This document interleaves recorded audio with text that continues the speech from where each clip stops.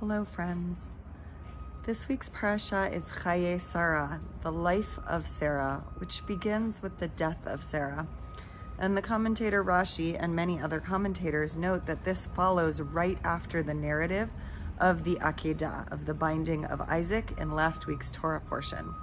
And Rashi teaches that Sarah dies at the beginning of this week's Torah portion because she dies as soon as she receives the news that her son Yitzchak had been bound on the altar.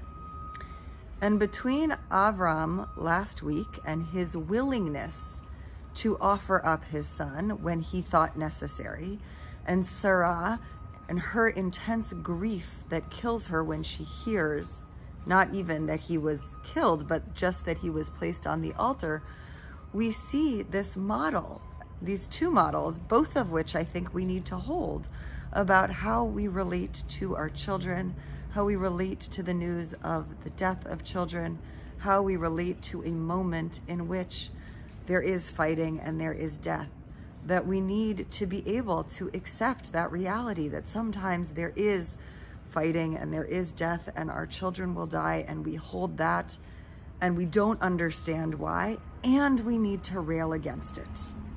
We need to rail against it and feel the pain so deeply as Sarah felt it. And we need in some way to find the space in our hearts to hold both, as paradoxical as it seems. Shabbat Shalom.